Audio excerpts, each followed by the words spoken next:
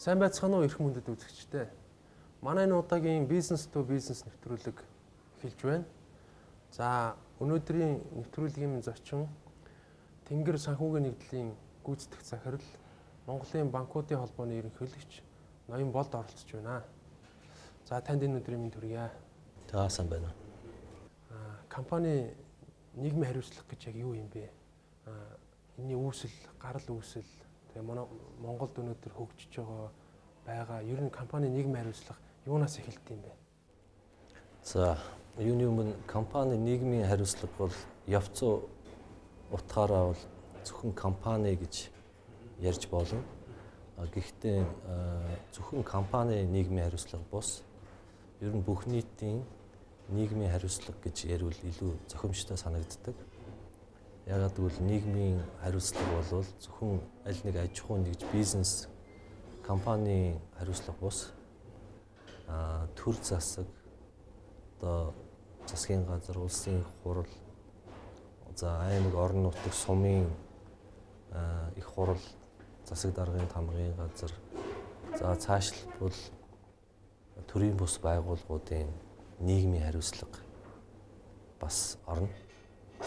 Яагаад гэвэл энэ нийгэмд бол маш олон оролцогч байж байна. Зөвхөн компаниуд бус. Эдийн засаг нийгмийн бүхий л амьдралыг энэ маш олон оролцогчд хамтран бүтээж байна. Тийм учраас би арай илүү өргөн утгаар нь ярих нь зүйтэй гэж бодож байна. Томьёолыг нь товчхондоо хэлбэл аливаа нэг этгээдийн түүний дотор компани байж болно.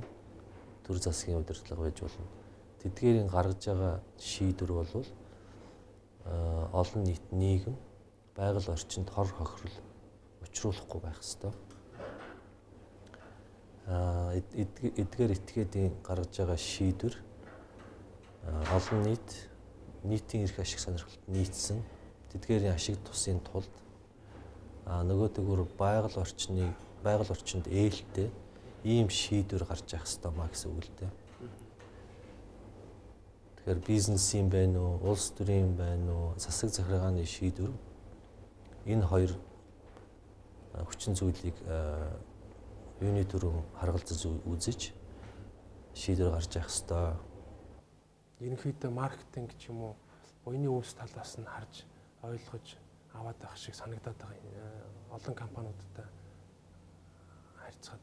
Тэгэхээр энэ зүйлийг одоо жижигч бай одоо дундч бай том компани захирлууд яг нэгдсэн ойлголтоор юу гэж ойлгох ёстой вэ? Энийг ихэнх хүмүүс буйны үйл ажиллагаа гэж ойлгоод байна. Яг буйны үйл ажиллагаа бол компани нийгмийн хариуцлагын зөвхөн нэг жижиг хэсэг нь л жижиг хэсэг.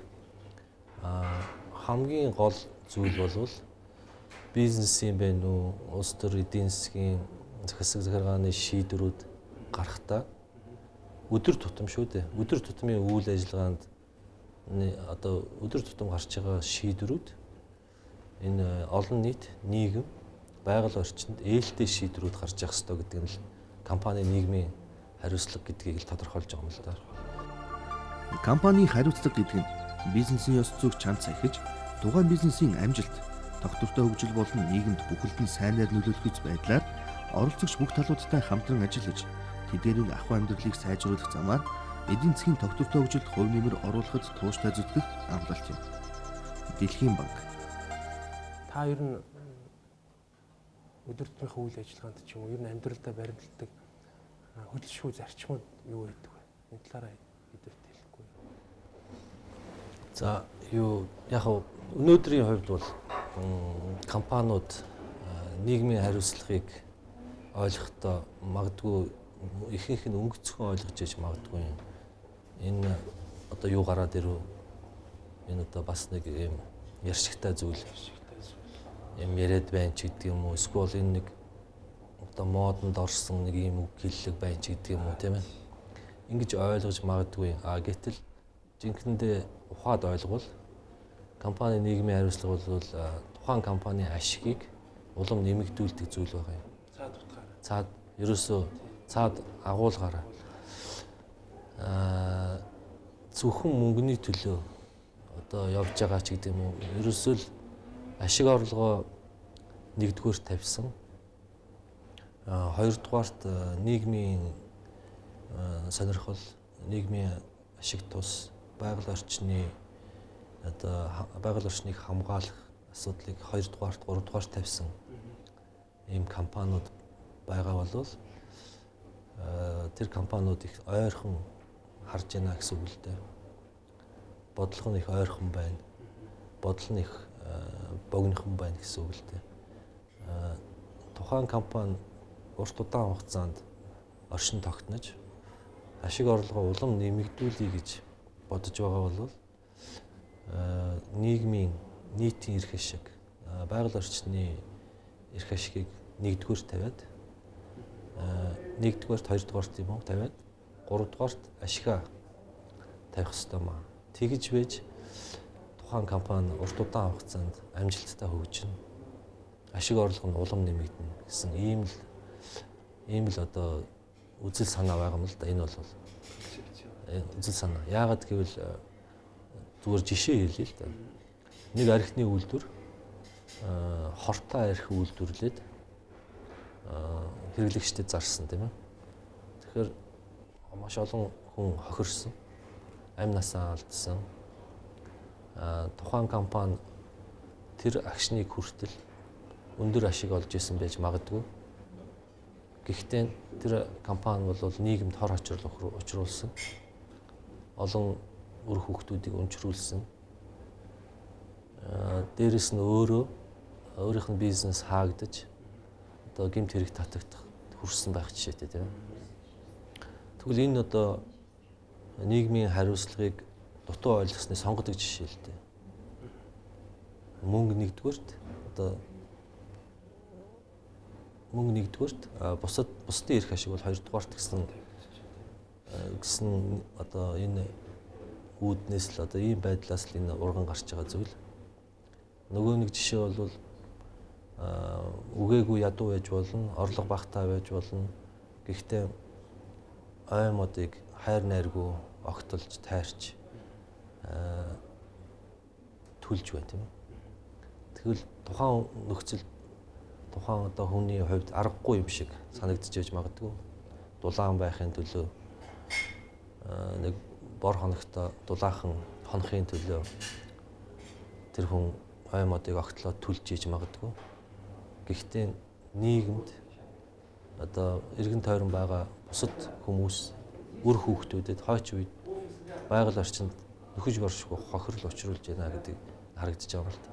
Тэгэхээр энэ тухайн хувь хүний үйлдэлээс ямар их хохирол учирч болох вэ гэсэн гэдгийг харагдаж байгаа. Тэгвэл тухайн орлого багтаа байдаг юм уу, ядуу байгаа хүний энэ аргагүй байдлыг өөрөөр шийдэж болох арга замууд мэдээж хэрэг байж таараа.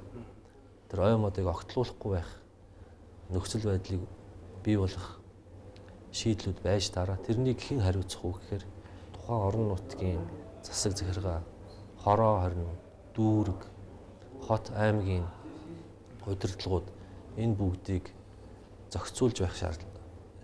Одоо зохицуулж байх үүрэгтэй. Тэгвэл тэр үүргээ тухайн одоо шийдвэр гаргагч нар биелүүлэхгүй байна гэсэн үг л дээ. Улс орны хөгжлийн гол түлхүүр хүч нь бол бизнес эрхлэгч нар. Эдгээр улс орныг ерөнхийд нь эдийн засгийг авч явдаг. Тэгэхээр одоо нийгмийн зах зээлийн харилцаанд ороод энэ нийгмийн хариуцлага өөрөө зах зээлийн шаардлага, өрсөлдөөний шаардлага болчихлоо компаниудын дунд. Тэгэхээр энэ таарсан өөрийн гэсэн кодекс ч юм уу, стандарт ч юм уу, нийгмийн хариуцлага гэж энэ юм ийм хэрэгжүүлэх шаардлагатай гэсэн тийм зориултын хуулийн шаардлага байдаг уу? Монголд, дэлхийд жишээ. Яг уу нийгмийн хариуцлага гэдэг бол аль нэгэн хууль тогтоомжоор зохицуулах зүйл бас их биш л дээ. Тэр бол цэвэр үзэл санааны асуудал. Бизнес эрхлэгч ер нь шийдвэр гаргагч нарын толгой тарихтай холбоотой асуудал та.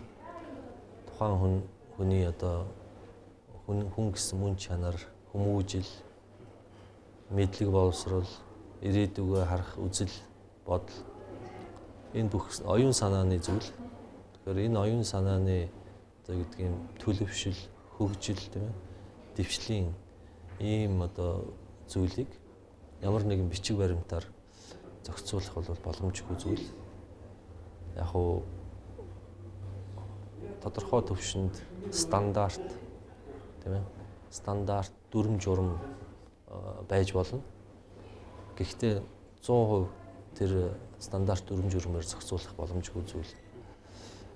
Тийм учраас одоо тийм гэр бүлийн хүмүүжлээс эхлээд харин ялхаас нь эхлүүлээд цэцэрлэг сургууль, дунд дээд сургуулиас дамжаад ажлын хамт олноор ингээд дамжаад явах нийтдээ тийм ээ энэ нэгдсэн ийм үзэл санааг хүлээж авах одоо улс үндэстнээр ийм үзэл бодолтой байх тухай асуудал байгаа. Жишээ болгоод та өөрийнхөө байгууллагын жишээ нь одоо хас банк, Тэнгэр санхүүгийн нэгдэл гээд энэ байгууллагынхаа нийгмийн хариуцлагын үйл ажиллагааны талаар та жишээ болгоод үзэгчдэд нэг хэлж өгөхгүй юу те. Манай хас банкны хувьд анх үүсгэн байгууллагатай бага орлоготой иргэдэд бичил бизнесийн зээл өгөх замаар үйл ажиллагаагаа эхлүүлж байсан. Тэгэхээр энэ бичил зээлийн үйл ажиллагаа маань өөрөө нийгмийн хариуцлагын нэг жишээ л дээ. Юугаараа нийгмийн хариуцлагатай байна вэ гэхээр улс орон даяар ядууралтай тэмцэе, ядуурлыг бууруулъя гэж зорилгыг одоо маш олон жил тавьж ирж байгаа. Тэгвэл энэ ядуурлыг бууруулах нэг арга хэрэгсэл нь бол тэдгээр иргэдэд бичил зээл өгөх, санхүүгийн дэмжлэг үзүүлэх явдал тийм ээ. Тэгвэл том банкуд энэ бага орлоготой иргэдэд зээл өгж эхлэегүй байхад хас банкны гол үндсэн үйл ажиллагаа нь бичил зээл олгохоор эхэлж байсан нь бол нийгмийн хариуцлагыг ухамсарласны бас нэг жишээ юм л да. Өөрөөр хэлбэл баян хөл дээрээ тогтсон гэдэг юм уу чинэлэг ийм иргэдэд юм уу компаниудад зээл өгөөгүй гагцхүү тэр бага орлоготой ийм банкны үйлчлэг авч чадахгүй байгаа хүмүүст үйлчилж эхэлсэн нь бол нийгмийн хариуцлагын нэг илэрхийлэл юм байна. Нөгөөтэйгүр энэ бол хандив биш, буцалтгүй тусламж биш. Банк өөрөө энэ үйл нийгмийн чиглэлтэй санхүүгийн үйлчлэгийг урт удаан хугацаанд явуулахын тулд ашигын төлөө байгуулга байгаа. Тэгэхээр тухайн зээлийг хүүгүй бус хүүтэй олох замаар ашиг олсон тийм ээ. Ашиг олж эхэлсэн. Тэгээд энэ ашиг олоод өөрийнхөө үйл ажиллагааг тэтгэх замаар эргээд маш олон иргэд аж ахуй нэгжүүдэд зээл өгөх ийм өргөн одоо үүд хаалгаа бол нээсэн. Тэгэхээр энэ бол нэг жишээ. Нөгөө нэг жишээ нь бол хүүхдүүдэд зориулсан хадгаламжийг нээсэн явдал. Зөвхөн зээл биш тийм ээ. Ерөөсө бага орлоготой хүмүүс хадгаламжтай байж болдгиймаа гэдгийг харуулсан жишээ байна л да. Бага орлоготой хүмүүст урамшуул үзүүлэх, сургалт сурчлагаа явуулах замаар хадгаламжаа нээгээч гэсэн ийм уриалгыг гаргаж үйлчлэгээ үзүүлсэн. Үүний үр дүнд бол маш олон одоо 300 мянган орчим хадгаламж эзэмшиж байж байна. Энэ дотор маш олон хүүхдийн хадгаламж. Одоо бараг 100 мянга төгсөж байгаа баг. 100 мянган хүүхдийн хадгаламж. Тий. Тэгэхээр энэ чи юу гэсэн юм бэ гэхээр хадгаламж хийнэ гэдэг бол ядуурлаас гарах эхний алхам гэж байна. Хамгийн анхны алхам бол хадгаламжтай болох. Тэгээд багч гэсэн хадгаламжтай болсон хүн мөнгөний үн цэнийг мэднэ. Мөнгө яаж өсөж үржидгийг мэднэ. Банктай харьцаж сурж байгаа. Энэ бол амьдрал дээр санхүүгийн боловсрол олж байгаа нэг асуудал байна. Тэгээд зөвхөн хадгаламж нээгээ зогсохгүй хүүхдүүдэд санхүүгийн боловсролын хичээлийг хас банкны зардлаар санаачлагаар ингэж зааж байгаа. Өнөөдөр улсын хэмжээнд 100 гаруй сургуульд бүх аймаг орон нутагт 10,000 орчим хүүхдүүд санхүүгийн боловсролын сургалтанд хамрагдаж байгаа жишээтэй. 10,000 хүүхэд. Тэгэхээр энэ 10,000 хүүхэд бол ирээдүйн 10,000 өрхийн тэргүүлэгч болно. Тэгэхээр одоо сургалт бол нэг 7-8 наснаас 18 насны сурагчдыг хамарч байгаа юм л да. Тэгэхээр энэ хүүхдүүд бол ирээдүйд санхүүгийн тодорхой боловсралтай болоод ихтэй сургуульд ороод дараа нь өрхөө тэргүүлээд явах боломжтой, ядуурлаас урьдчилан сэргийлэх аргаа мэддэг ийм хүүхдүүд болж өсөж төлөвшөх юмаа гэсэн үг. Тэгэхээр энэ бол банкны одоо ашигын төлөө бизнес хийхдээ нийгмийн төлөө үйл ажиллагаа чиглүүлж байгаа нэг хэлбэр л дээ. Энэ бол буйны үйл ажиллагаа биш, хандив биш. Нэг удаагийн арга хэмжээ биш. Энэ бол жил бүр давтагдаж явдаг. Сургалтын жил эхэлдэг ийм үйл ажиллагаа хөтөлбөр байна. Тэгэхээр түрүүний ярьдгаар компани нийгмийн хариуцлага гэдэг бол өдөр тутмын тийм ээ шийдвэрт өөрийнхөө тусгалыг олж идэг ийм зүйл. Тэгэхээр энэ шийдлийн дагуу бага орлоготой хүмүүст өдөр тутам зээл олгогдож байна. Хүүхэд залуучуудад өдөр тутам хичээл орч байна. Байгаль орчинд ямар ажиллаж байна? Байгаль орчинд гэх юм бол эхний ээлжинд байгаль орчныг бохирдуулсан эсвэл хордуулсан бизнесийг дэмжихгүй гэсэн ийм дотоод журам бодлоготой байдаг. Тухайлбал юу гэдгийг цианид натрий авъя, хор авъя, химийн хор авъя. Зээл өгөөч. Би энэгээр алт угаах гэсэн юм аа гэд харилцагч ороод ирвэл манай банкны бодлогоор бол энэ хориотой байх жишээтэй. Яагаад гэвэл за яг алтны бизнес ашигтай байж магадгүй, өндөр ашигтай байж магадгүй, зээлээ хурдан хугацаанд иргэн төлж магадгүй, банкнд бас их ашигтай хүү авчирч магадгүй. Гэхдээ энэ химийн хор бол байгаль орчныг бохирдуулна, унтны усыг хордуулна гэдэг үндслээр манай банк хэдчнээ ашигтай байсан ч гэсэн энэ зээлийг олохгүй гэсэн бодлоготой байх жишээтэй. Өөрөөр хэлбэл байгаль орчныг бохирдуулсан альва үйлдэлийг анханаас нь дэмжихгүй гэсэн бодлого хэрэгжиж байна. Нөгөө талаар одоо энэ Улаанбаатар хот даяар тараагдж байгаа энэ эрчим хүчний хэмнэлттэй зуух байна шүү дээ. Хас үлзий зуух гэдэг байгаа. Энэ зуухыг тараах банк санхүүгийнх нь төлбөр тооцоо хийх ажлыг манай банк гүйцэтгэж байгаа.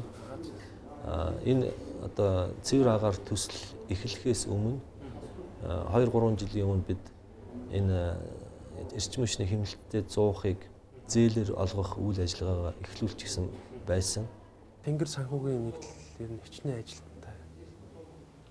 Одоо 1500-аад ажилтнтай байна. Энэ ажилтнууд бол манай байгууллагын алсын хараа эрхэм зорилгод болж ерөнхийдөө ажилдаг гэж хэлж болно. Нэгдсэн зорилго. Тий. Тэгэхээр алсын хараа нь юу юм бэ гэхээр манай байгууллага гурвалсан зорилготой. Тэр нь юу гэхээр эрдэнэт хүмүүн, их дэлхий, эрүүл ашгийг эрхэмлэж ажиллана гэсэн ийм утга санаатай ийм алсын хараа эрхэм зорилготой. За эрдэнэт хүмүүн эрдэнэт хүмүүн их дэлхий эрүүл ашиг гэдэг нь юу юм бэ гэхээр эрдэнэт хүмүүн гэдэг бол нийгмийг төлөөлж байгаа. Эхлээд бие хүн, хувь хүн, өрх гэр тэгээд нийгэм.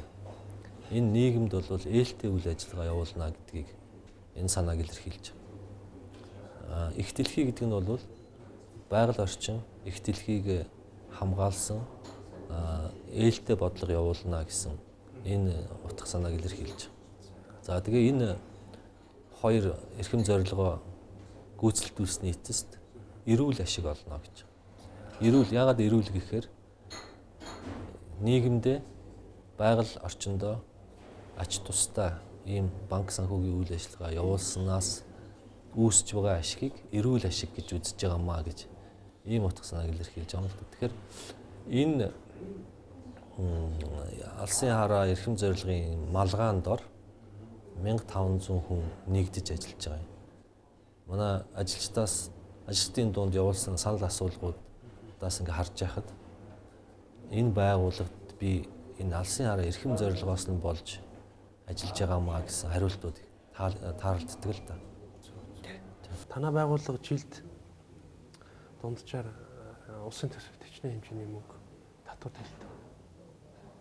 Юу сая өнгөрсөн оны энэ 2011 оны байдлаар манай байгууллага 50 гэдэг нь татвар төлөгч ихний тийм 50 том байгууллагын дотор орсон байсан. Тэгэхээр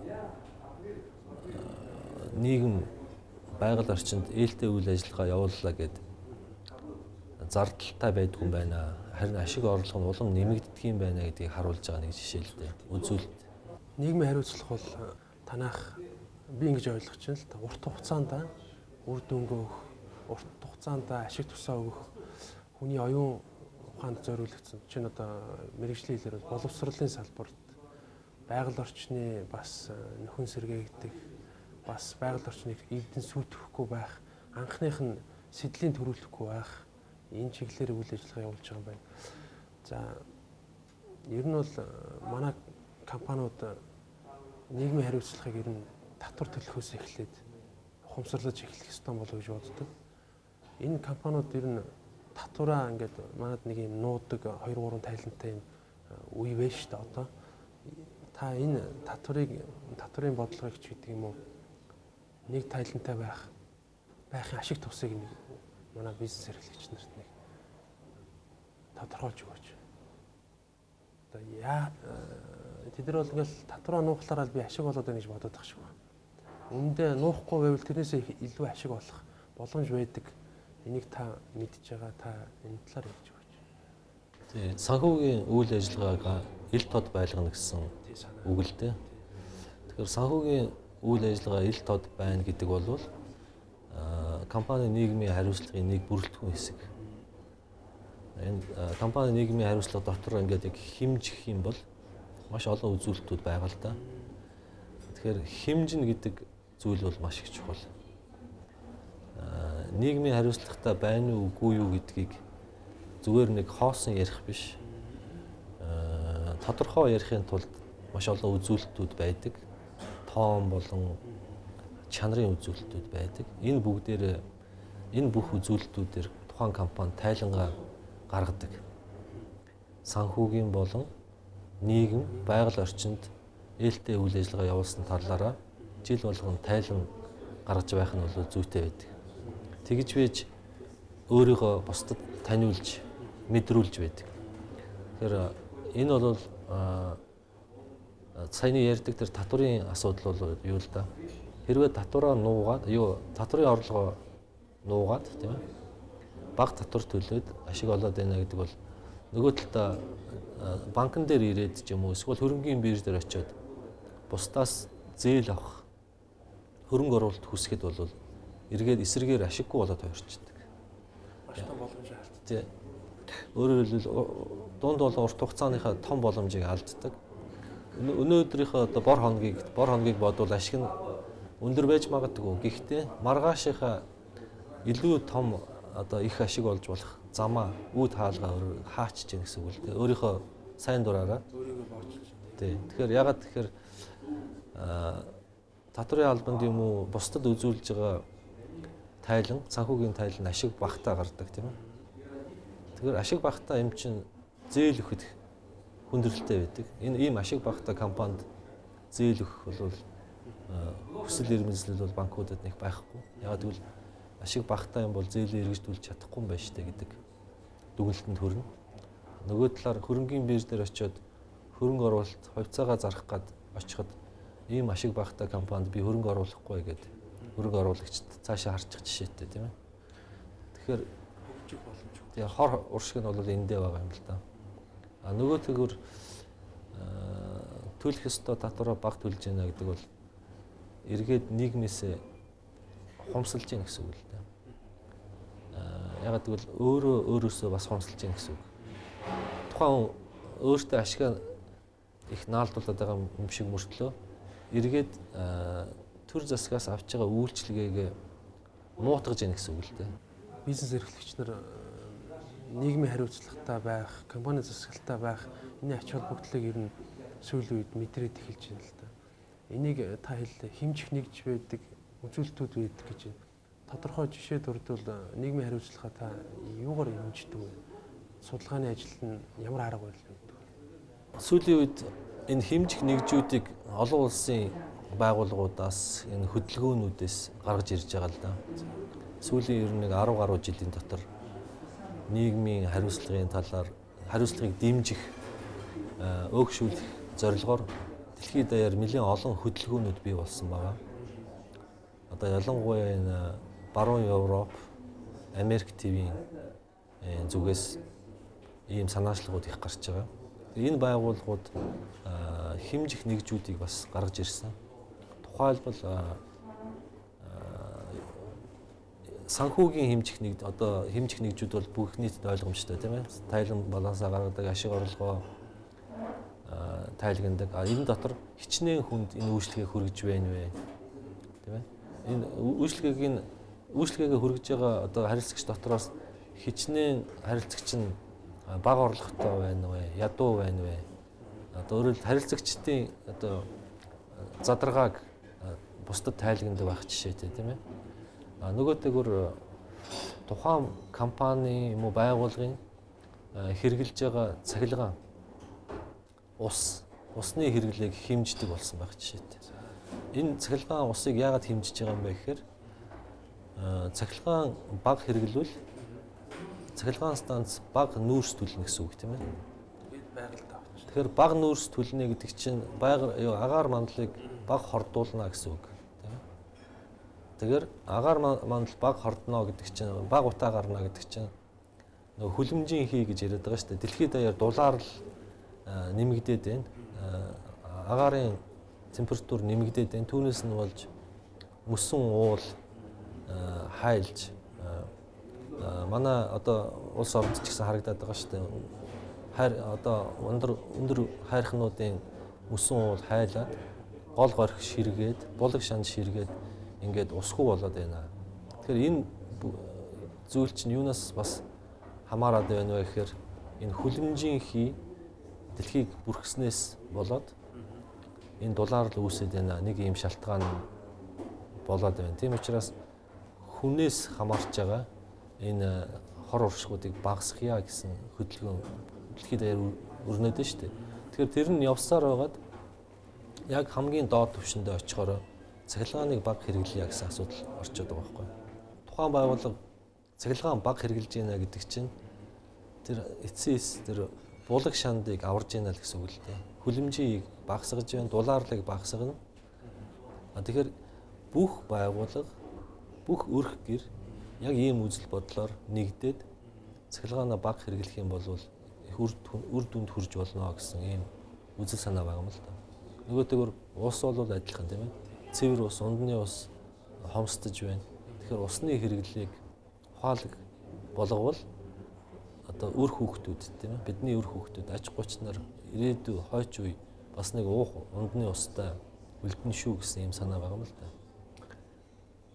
Нөгөөтэйгөр нийгмийн хариуцлага дотор бусад одоо юу гэдгийг одоо нийгэмд болж байгаа болохгүй бүтэхгүй зүйлтэй яаж тэмцэж байна гэсэн үзүүлэлт орж байгаа юм л да.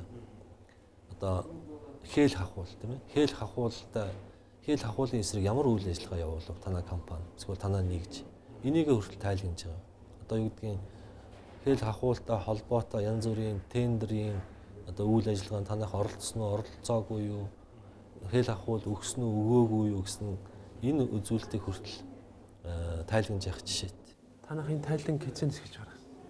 2006 оноос эхэлж гаргаж байгаа. Тэгээд яг төгс төгөлдөр бол болоогүй байгаа. Хүсэл эрмэлзэл бол их байгаа. Тэгэхээр аль болох энэ үзүүлэлтүүдээр олон үзүүлэлтүүдийг хамарч тайлагнах юмсан гэсэн юм эрмэлзэл байгаа. Тэгээд хамгийн гол нь бас хүмүүс ингэж энэ их яшигтай зүйл юм байна гэж бодож магадгүй л дээ. Тайлан гаргах юм байна. Маш их зардал болох юм байна гэж. Гэтэл энэ өөрийнхөө үйл ажиллагааг ингэж ил тод тайлагнаснаар тухайн компани ашиг орлого нэмэгддэг юм а гэдгийг л мартаж болохгүй. Яг гэвэл хэрвээ тухайн компани бусдад ээлтэй тийм ээ эргэн тойрон байгаа нийгэм хүмүүст ээлтэй үйл ажиллагаа явуулдаг. тэдгээрийн төлөө гэсэн үйл ажиллагаа явуулдаг. Одоо тухайлбал банкны хувьд тэр хүмүүсийг өрөнд оруулах бус тийм ээ. Зээл өгж өрөнд оруулах бус. Ажил амьдралын дээшлүүлэх, ашиг орлогын улам нэмэгдүүлэхэд тус төхөн болсон тийм хэлбэрийн зээлийг олгож байгаа бол тухайн банкыг хүрээлэх харилцагчдын тоо улам нэмэгдэнэ. Тухайн банк зээл өгөхдөө та байгаль орчноо бохирдуулсан үйл ажиллагаа явуулж болохгүй шүү гэдэг ядаж зөвлөмж өгөөд байдаг. Дохио өгөөд байдаг бол тухайн банк нийгмийн боддөг юм байна. Байгаль орчноо боддөг юм байна гэдэг одоо ийм дүр төрхтэй тийм ээ. Дүр төрхөөс гадна жинхэнэ бодиттой үйл ажиллагаа явуулдаг юм байна гэж харилцагчид мэдрэвэл тэр тухайн банктай л харьцсан. Яг бол яг хүнтэй адилхан. Хариуцлагатай зөв хүнтэй хүмүүс найзалж нөхөрлөхийг боддог тийм ээ. Тийм ээ. Тэгвэл яг тэрнтэй адилхан хариуцлагатай, нийгмийн хариуцлагатай, зөв ийм байгууллагатай улам олон хүн харилцахыг боддог. Тэгэхээр тэр утгаар тухайн компани дунд урт хугацааны ашиг орлого улам нэмэгдэнэ гэсэн үг л дээ. Манайд маш олон компани байгаа, том жижиг компани байгаа. Хүмүүсийн асуух сонирхолтой нэг асуулт бол энэ их хариуцлагатай явж байгаа компаниудын удирдагч нар, манлайлагч нарын өдөр тутамдаа баримталдаг нандин зарчмууд байдаг л та. Хөдөлшөө. Тэгэхээр танаас би нэг асуухгүй харахгүй. Та яг ямар зарчим баримталдаг вэ? Асуугаад тахлаар хүн болгоо өөр зарчимтай байдаг. Мэдээж агуулга нь бол нэг л дээ. Тэгэхээр таны хувьд яг ямар зарчим баримталдаг ажилдаа ханддаг вэ? Одоо яг за би ийм л зарчимтай байна гэд ганц зарчим, ганц үг ч юм уу тийм урья бол нэг байхгүй л дээ тийм ээ. Ажлынхаа хувьд бол төлөвлөсөн ажлаа цаг хугацаанд нь багтаахыг л боддог. Тэгэхээр цаг хугацааны одоо үнэлэмж гэдэг бол маш чухал тийм ээ. Хийх ёстой ажлаа цаг хугацаанд хийж чадахгүй бол хоцорч бусдаас хоцорно л гэсэн үг л дээ. Гаргаж байгаа шийдвэрээ цаг хугацаанд нь гаргаж чадахгүй бол бусдаас хоцорно л гэсэн үг тийм ээ. Тэгэхээр зөвхөн компанийн хувьд биш, манай бүх монголчуудын хувьд энэ зарчмыг баримтлаж чадвал үүний төлөө явах юм бол дэлхийн нийтийн хөгжилд алхаа нийлүүлэн явах боломжтой. Тэрнээс уулзалтаас 1 минут хоцроод тийм ээ хийх ажлаа 1 өдрөөр хоцроогоод ингээл яваад их юм бол эн чинь өдөр тутам цаг тутам нэмэгдсээр байгаад 1000 өдөр 100 жил болоод хуурна тийм ээ. Тийм ч учраас улс орон бүхэлдээ улс үндэстнэрээ дэлхийн нийтийн хөгжлөөс хоцорж байх жишээтэй. За ингээд нэвтрүүлэг төгсөх тийшээ хандж чинь та харилцагч байгууллагууд эсвэл энэ нийгэмд байгаа өсөж дэвжиж байгаа компаниуд ялангуяа компани захирлууд энэ талаар боловсрож байгаа оюутнууд хандаад хэлэх, уриалах үг байвал хэлэхгүй юу? Гэхдээ яг бусдаасаа л сурах хэрэгтэй л гэж бодож байна тийм ээ. Хүн бол байнга суралцж байх хэрэгтэй. Одоо ийм байгалийн амьтан. Тэгэхээр сэтгэл ханж болохгүй. Нэг нэгнээсээ дэлхийд даяас тийм бусад улс үндэстнүүдээс дэвшилттэй бүхнийг сурч байх хэрэгтэй. Тийм өргөн боломж өнөөдөр нээлттэй байна. Одоо интернет гэж зүйл байна шүү дээ тийм ээ. Интернетийг бол дутуу үнэлж болохгүй. Энд бол мэдлэгийн бүх одоо шанд буулагийн их усэр энд байж байна. Дуртай мэдээлэл татаа гаргаад ирж болж байна. Заавал сурахаар Америк, Европ өндөр тийм зардлаар явах шаардлага алга. Өөрөө тэр мэдээллийг боловсруулж чаддаг юм бол энэ Монголдо суугаад сурч болж байна. За манай өнөөдрийн нэвтрүүлэгт Тэнгэр санхүүгийн нэгдлийн гүйцэтгэх захирал Монголын банкуудын холбооны ерөнхийлөгч Ноён Болд оролцлоо. Танд ингээд ажлын өндөр амжилт хүсье. Нийгмийн хариуцлагаа улам өргөжүүлж бусдад түгээж яваарай гэж өрөөё. За ингээд анхаарал тавьж манай нэвтрүүлгийг үзсэнд баярлалаа.